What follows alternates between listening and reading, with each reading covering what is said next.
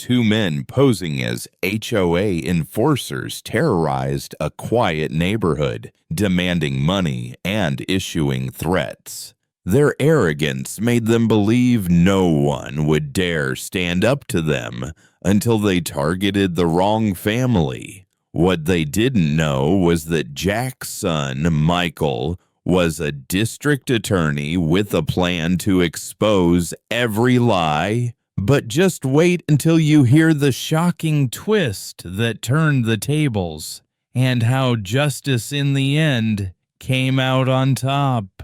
Jack Welton had lived in Riverdale for nearly 20 years. He knew every crack in the sidewalks, every tree along the winding streets, and nearly every face that passed by. His home was the kind neighbors waved at, the kind kids stopped in front of to pet his dog.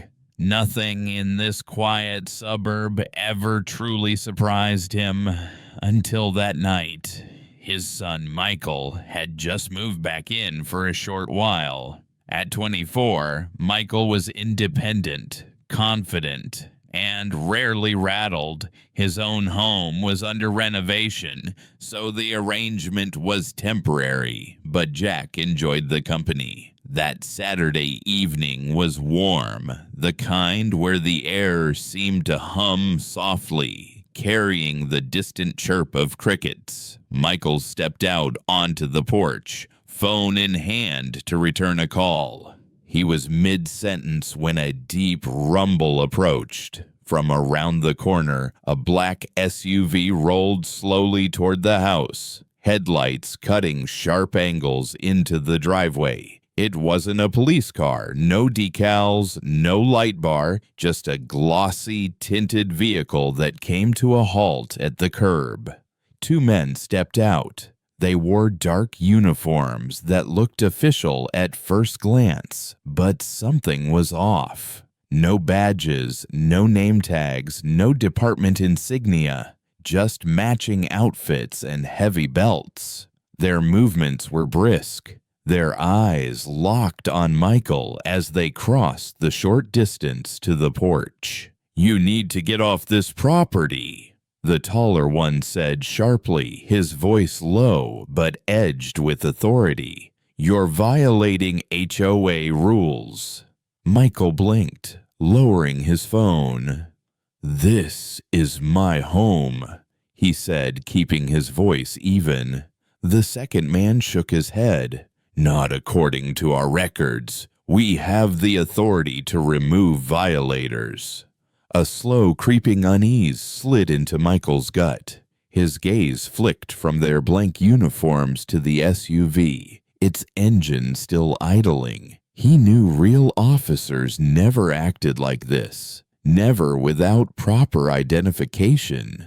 "I live here," he repeated. The taller man leaned in just slightly, his tone colder now. "We warned you," he said. "Next time, we'll take you in." The men turned without another word, climbing back into the SUV. The engine growled, and the vehicle disappeared into the night, leaving only the echo of their threat hanging in the warm air. When Michael told him what had happened, Jack didn't just listen. He felt every word, like a stone hitting glass. The description of the black SUV, the false authority in those men's voices, the empty threats, they all shattered the calm he had maintained for years in Riverdale. Jack had always been the kind of man who respected rules, but he also understood exactly where the boundaries of authority lay. And he knew, without a shred of doubt, that their neighborhood's homeowners association didn't have its own police force. In fact, he'd been on the HOA board years ago. There was no budget, no authorization, nothing that would justify a pair of uniformed strangers telling residents they could arrest them. "They're imposters," Jack said firmly, more to himself than to Michael. "And they're playing a dangerous game." By the next morning, Jack's frustration had transformed into something sharper: determination. He began asking quiet questions among neighbors, careful not to attract too much attention. What he learned was worse than he imagined. The two men had names: Mark Randy and Tom Randy, brothers in their late 30s who didn't actually live in the neighborhood. They had shown up months ago, introducing themselves as special security contractors for the HOA. They claimed they were enforcing new property regulations, a set of rules that nobody had ever seen in writing. Jack's neighbor, Mrs. Whitmore, told him they once came to her door, claiming her garden fence was too close to the curb. They demanded she pay a fine in cash to avoid a formal violation. Mrs. Whitmore, in her 70s, had been too intimidated to argue and handed over the money. Another neighbor, a single father named Darren, admitted they had cornered him in his driveway late one evening, accusing his teenage son of unauthorized use of community property for skateboarding on the sidewalk. They told him it could go on record unless he settled it on the spot. Darren paid because they made it sound like the alternative was much worse. The more Jack uncovered, the more the pieces fell into place. These weren't isolated events. Mark and Tom had been working the same scheme for months, targeting anyone they thought they could pressure, especially the elderly or those who lived alone. They spoke with the kind of false confidence that made people believe they had power, even when they didn't. Jack sat at his kitchen table late that night, a stack of handwritten notes in front of him. Every account told the same story: threats, intimidation, and a demand for cash. No paper trail, no official documentation. Just fear leveraged into profit. It wasn't just about Michael anymore. This was about an entire community being manipulated by two men hiding behind a wall of made-up authority. The more Jack thought about it, the more a deep, unwavering resolve took root. He wasn't just angry, he was done letting this go unchecked. By the time the first light of morning broke across Riverdale, Jack had a plan forming. If Mark and Tom wanted to act like they were above the rules, it was time they met someone who actually knew the rules and how to enforce them. And Jack knew exactly who to call. The kitchen smelled faintly of coffee when Jack closed the door behind him. The evening light spilled through the blinds, casting thin stripes across the table where Michael was seated. His son looked calm, too calm for someone who had been threatened just days earlier. Jack slid into the chair opposite him. "Michael, I've been asking around. Those men, they've been doing this for months. They've taken money from half the street." Michael listened without interruption, his expression steady. When Jack finished, Michael leaned back slightly and said, almost casually, "Dad, there's something I didn't mention. I'm currently serving as the acting district attorney." For a moment, Jack just stared at him. The words hung in the air like a sudden change in temperature. "You what?" Jack finally managed. Michael smiled faintly, but there was a sharpened edge to it. "It means," he said, "that we're going to handle this the right way. But we need to be smart." In a measured tone, Michael began outlining a plan. First, they would set up discreet cameras, small enough to avoid suspicion, but positioned to capture faces, voices, and every word spoken.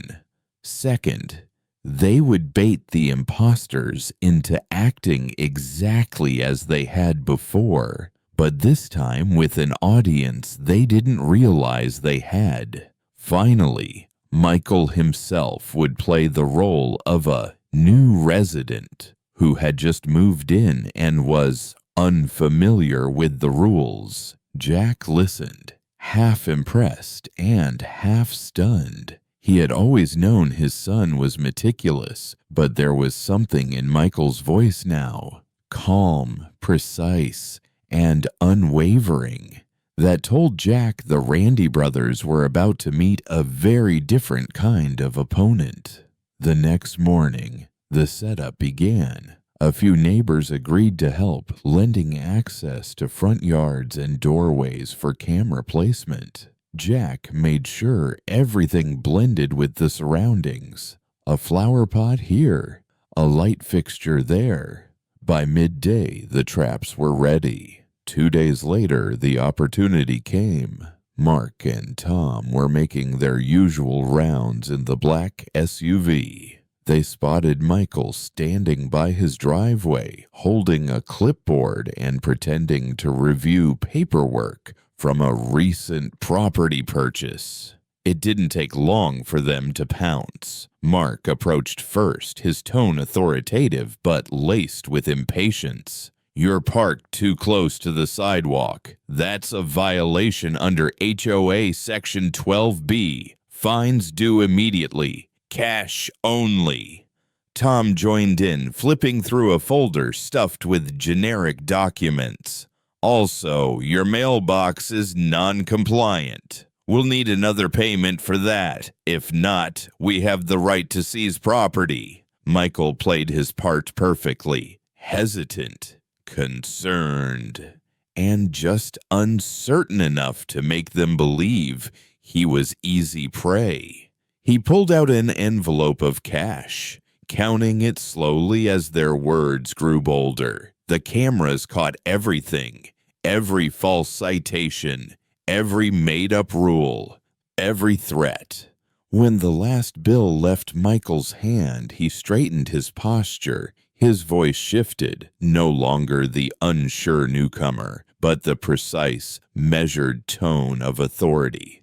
"Gentlemen," he said, locking eyes with them, "I am Michael Harris, acting district attorney for this district. What you've just done is illegal on multiple counts." The color drained from Mark's face first, then Tom's. The silence that followed was thick enough to feel. They glanced at each other, their earlier confidence evaporating in an instant. And that was the moment Jack stepped out from the porch, a small, satisfied smile tugging at the corner of his mouth.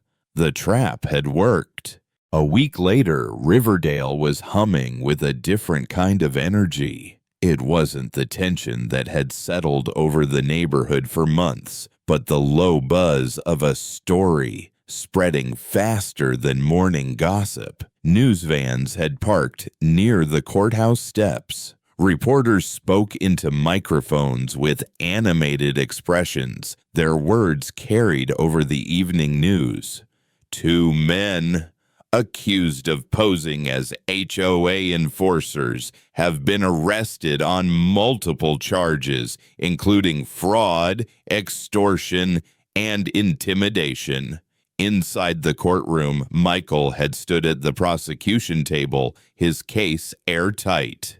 Every word, every exhibit, every second of footage from those hidden cameras had been presented with methodical precision. There had been no room for doubt, no way for Mark and Tom to claim misunderstanding or mistake. The trial moved quickly. The evidence wasn't just convincing, it was irrefutable. By the time the verdict came, the brothers' reputations were in shreds, their false authority stripped away like a costume under harsh stage lights. Michael's closing argument had been steady and deliberate. his voice carrying the weight of not just the law, but the neighborhood's collective frustration. He spoke about trust, about the right to feel safe in one's own home, and about the responsibility of holding those who abuse fear accountable. The judge's decision was firm. Real prison time, not probation, not community service, actual time behind bars. It was a message that in Riverdale, the law was more than just a set of rules on paper. That afternoon, the HOA board released an official statement. It confirmed that no such security officers had ever been employed. The organization disavowed all actions taken by the brothers and announced that every cent of the money taken under false pretenses would be returned to the residents. Neighbors gathered in driveways and along sidewalks, their conversations lighter than they had been in months. A few even laughed about the elaborate way the truth had come out. It wasn't just about getting their money back. It was about finally feeling like they could breathe again. As evening settled in, the sky painted in soft orange and pink, Jack and Michael sat on the porch, side by side. The air was still, except for the occasional chirp of crickets and the faint hum of a distant lawnmower. For the first time in a long while, the street felt normal. Children's bicycles leaned against fences without anyone worrying they'd be confiscated for violations. Windows stayed open a little later. Porch lights clicked on, not out of necessity, but out of habit. Jack took a slow sip of his coffee and glanced at his son. "You didn't just fix a problem," he said quietly. "You changed the way this place feels." Michael smiled faintly, his eyes scanning the peaceful street. That was the goal. They sat there a while longer, saying nothing, listening to the steady rhythm of a neighborhood finally free from its shadow. Somewhere, a neighbor's screen door creaked open, followed by the muffled sound of friendly conversation. Jack leaned back in his chair, letting the calm sink in. The porch, the street, even the air itself seemed to carry a sense of safety that hadn't been there before. Justice had been served. The fear was gone. And in its place, Riverdale had its peace back.